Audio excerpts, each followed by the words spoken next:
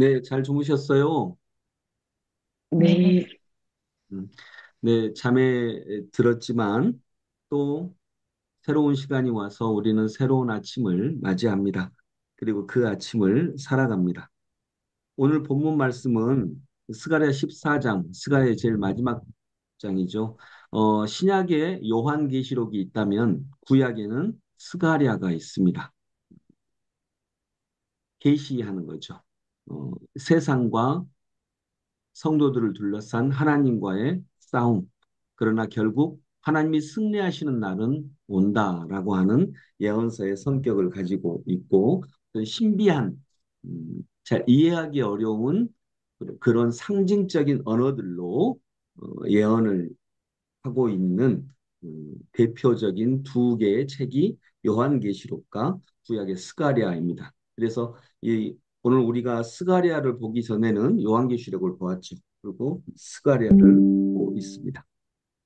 두 성경이 뭐 구체적으로 하나하나 해석을 하려면 굉장히 공부를 많이 해야 되겠죠. 학자적인 견해가 필요한데 저희한테 그걸 요구하는 건 아닙니다. 저희는 그냥 뭘 믿으면 되냐? 오늘 본문 말씀의 1절의 첫 구절, 주님의 날이 온다. 결국 온다. 이러한 것을 확실하게 믿고 있으면 그것이 요한계시록과 스가랴서를 잘 해석한 것입니다. 복잡하게 해석하면 더 잘못된 것에 빠지기 쉽습니다. 그냥 단순하게 그, 이해하십시오. 그날이 온다. 그리고 결국 정의로우신 하나님이 승리하신다. 그분이 우리를 대신하여 싸우신다. 그리고 결국 그날이 와서 우리 예루살렘, 즉 하나님의 교회에서부터 시작된 그 무리, 그 평화의 흐름이 온 세상을 뒤덮을 것이다. 오늘 11절 마지막 절의 말씀처럼 예루살렘은 안전하게 살 수 있는 곳이 될 것이다. 그날이 온다. 여러분 이것만 이해하시면 그것이 요한계시록 스가랴서를 잘 이해한 것입니다. 아멘. 네, 아멘 하세요. 네, 예, 정말 그렇습니다. 예, 복잡하게 해석을 하려고 하면 뭐 몇 시간 성경 공부해서 안 됩니다. 그러나 모두가 다 그걸 요구하시는 건 아닙니다. 하나님은 우리가 성경을 정말 잘 이해하기를 원하시는 것이 아니라 성경을 믿고 그 말씀대로 살아가기를 원하는 것입니다. 그래서 큰 흐름을 잡고 큰 맥락을 이해하고 믿으면 됩니다. 그런데 결국 그날이 올 것이고 하나님이 승리할 것이고 하나님이 그 승리하는 과정에서 많은 고난과 환난과 어려움이 있겠지만 그러한 가운데서도 믿음을 지킨 자들에게 하나님이 은혜를 주실 것이다. 이 정도만 이해해도 저는 이해 굉장히 잘했다고 생각하고요. 더 중요한 것은 이해했냐, 안 했냐, 아냐, 모르냐보다 단순한 믿음이 하나 있더라도 그날이 온다. 그냥 이 한 말씀이라도 붙잡고 그걸 믿고 그 믿음의 근거에서 살아가는 것이 성경대로 살아가는 것입니다. 가장 잘 이해한 것입니다. 자, 여러분, 우리가 초등학교 6년 동안 예를 들어 도덕 시간 이렇게 초등학교 6년, 중고등학교 6년 도덕 시간 배웠다고 해보세요. 수백 시간을 배웠어요. 다 기억합니까? 못하죠. 아, 그러나 뭔만 알면 됩니까? 예를 들어 도덕 시간이라고 할 때. 네, 착하게 살자. 그만큼, 그것만 알면 됩니다. 진짜로 이것만 알면 됩니다. 그리고 착하게 살자 하고 최대한 그대로 살기 위해 노력하면 됩니다. 도덕 시간이 요구하는 건 그겁니다. 초등학교 1학년부터 고3까지 도덕 시간의 모든 내용을 다 알아야만 한다. 뭐 그러면 좋겠죠. 그러나 그거보다 더 중요한 것은 남에게 피해 끼치지 않고 착하게 살자. 이것이 12년간의 결론입니다. 이거 알고 그대로 살면 됩니다. 국어도 그렇고 영어도 그렇고 뭐 수학도 그렇고 다 그렇습니다. 뭐 다른 과목도 다 마찬가지죠. 그래서 여러분, 주님의 날이 옵니다. 우리는 이 믿음을 붙잡고 살아가시기를 원합니다. 아멘. 주님의 날이 아멘. 옵니다. 반드시 옵니다.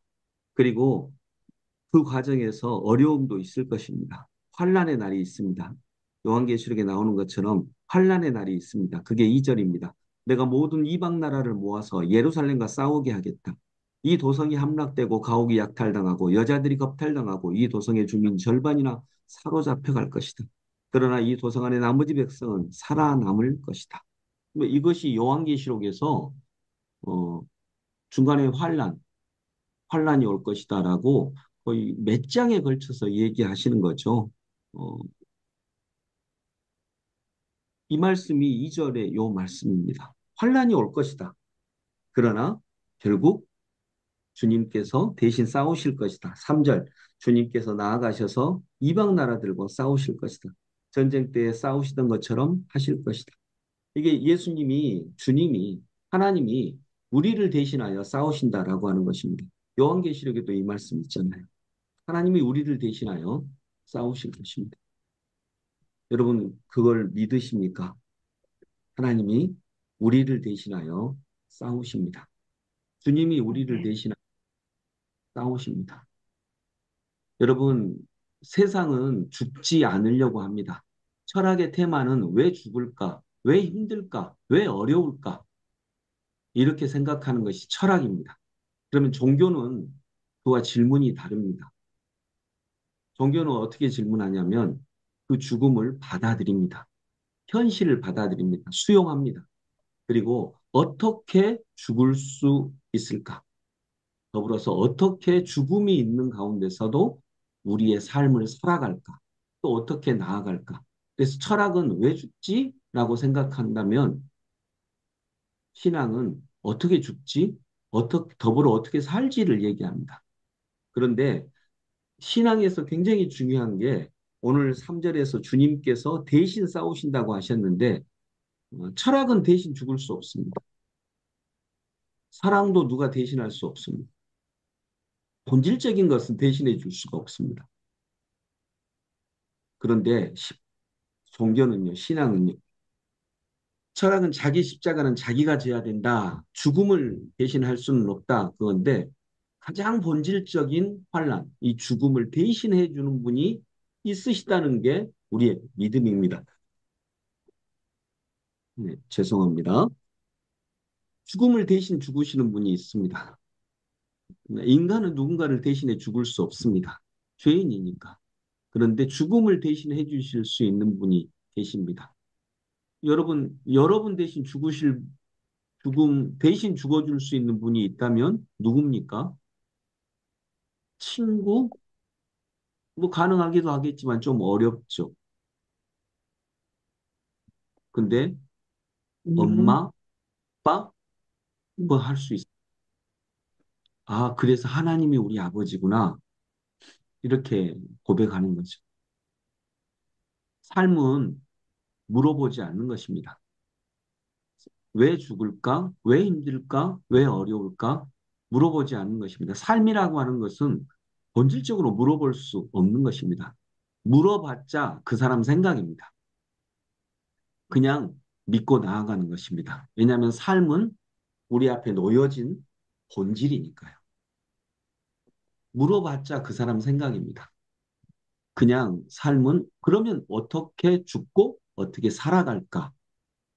그런데 그 어떻게 살고 어떻게 죽을까를 대신해 주는 분이 있다는 거죠. 그게 사랑이고요. 그래서 신앙은 정말 철학과 다릅니다. 여러분, 그 쇼트트랙이나 축구나 이런 거 보면 쇼트트랙은 몇 분 안에 이렇게 올림픽 같은 데서 이렇게 하는 거 보면 진짜 멋집니다. 예술입니다. 근데 여러분 쇼트트랙 선수들이 작전 짤까요? 안 짤까요? 감독이랑. 짜게, 예, 설마 안 자꾸, 짜고 나갈까요? 짜고 당연히 나가죠. 짜고. 예, 당연히 짭니다. 그냥 저 선수들이 이렇게 하면 우리는 이렇게 하고 당연히 짭니다. 마라톤도 짜고 마라톤도 그냥 달리는 것 같은데 감독하고 선수들이 짭니다. 작전 짭니다. 여러분, 우리도 인생, 이렇게 살아가야지. 당연히 작전 짭니다. 계획이 있습니다. 그 치밀하든 치밀하지 않든 우리 계획이 있습니다. 쇼트트랙 작전 짭니다. 근데 중요한 건 이겁니다. 작전대로 되나요? 아니요. 예, 항상 작전대로 변수가 있어요. 절대 안 됩니다. 그런데 작전대로 절대 안 되네? 나는 내 인생이 아프지 않았으면 좋겠는데, 나는 인생이 이렇게 이렇게 갔으면 좋겠는데, 어려움과 환란이 없었으면 좋겠는데, 당연히 그러지 않도록, 그런 어려움과 환란이 오지 않도록 작전 짜죠. 인생의 작전을 짜죠. 근데 여러분, 네. 쇼트트랙은 짭니다. 근데 작전대로 절대 안 됩니다. 작전대로 되는 경우는 단 한 번도 없습니다. 상대가 있으니까요. 근데, 작전대로 안 되니까 작전 안 짜야지 라고 생각하는 선수들이 있을까요? 아니요. 네, 그러지 않습니다. 작전대로 안 됩니다. 안 되는 거 알면서도 작전 짭니다. 왜냐하면 되는 부분이 있거든요. 작전 안 짜면 당황하거든요. 작전을 짜야 작전대로 되지 않을 때 큰 범위의 작전을 생각하고 갑니다. 그래서 작전 짠 대로 절대 안 됩니다. 그러나 작전 짜야 됩니다. 그리고 더 중요한 것, 현장에서는 쇼트트랙 경기 현장에서는 결국 감독님이랑 작전을 아무리 짰어도 결국 내가 감독님과 짠 작전의 큰 흐름을 이해하고 현장에서는 그냥 내가 달려가야 합니다. 이것이 삶입니다. 사랑하는 성도 여러분, 오늘 우리는 스가랴서를 통해 하나님과 인생의 작전을 짠 것입니다. 요한계시록을 통해 인생의 작전을 짠 거예요. 환란이 올 것이다. 그러나 하나님이 대신 싸워주실 것이고 우리가 승리할 것이다. 이 큰 작전을 짰습니다. 그런데 작전대로 안 됩니다. 또 예상한 작전대로 안 됩니다. 큰 범위는 이렇지만 구체적인 것은 정말 다릅니다. 그러나 작전을 짜야 되고요. 즉 믿음을 가져야 되고 성경을 읽어야 되고 그러나 작전대로 안 됩니다. 그러니까 내가 감독님과 짠 그 큰 작전을 이해하고 현장에서는 직접 내가 달려가야 하는 것처럼 우리 인생도 그렇습니다. 그래서 중요한 건 스가랴서의 이 요한계시록에 나오는 성경을 낱낱이 이해하고 야 여기 나오는 올리브산은 뭐냐 산의 반쪽 또 다른 반쪽으로 남겨진다 강이 동서로 이렇게 나눠서 흐른다 이게 무슨 말씀입니까? 이해하면 좋겠지만 그게 결정적인 건 아닙니다. 중요한 건 그런 삶의 어려움에도 우리는 달려가는 것입니다. 내가 아멘. 현장에서는 달려가야 합니다. 저는 그 정도 믿으면 요한계시록과 스가랴서를 정말 잘 이해한 것이다라고 봅니다. 말씀을 맺으면서 사랑하는 성도 여러분, 여러분이 만나는 어려움이 있을 것입니다. 그것은 예상치 않은 것일 것입니다. 당연하죠. 우리는 로봇가 아니니까요. 우리는 누구 대신 살아가는 게 아니니까요. 그러나 예수님과 우리가 작전을 짜는 것이 있습니다. 그것이 오늘 말씀과 같은 것입니다. 주님의 큰 작전의 결론, 주님의 날은 온다. 반드시 온다. 주님이 승리하신다. 그리고 그 구체적인 삶의 현장에서 이 큰 믿음을 갖고 구체적인 삶과 부딪히면서 살아가는 것은 내가 살아갈 것입니다. 현장에서는 감독님과 짠 큰 작전을 염두에 두고 현장에서는 그냥 내가 달려가는 것입니다.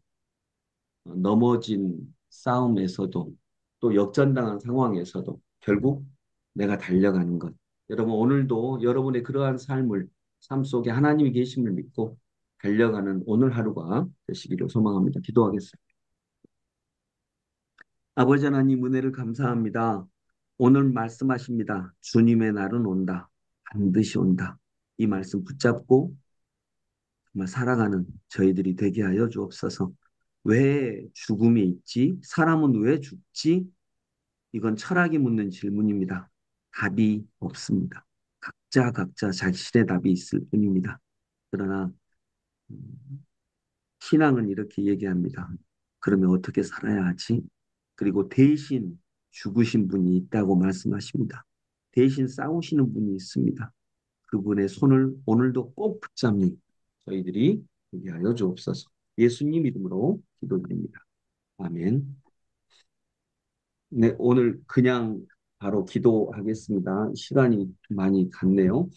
함께 한 목소리로 주님 앞에 주님의 손을 붙들고 나아가는 저희들이 되게 해달라고 큰 믿음 가질 수 있도록 해달라고 요한계시록 스가랴서를 통해 알 수 있는 내용 잘 알고 삶으로 나아가게 해달라고 우리 한 목소리로 기도하겠습니다.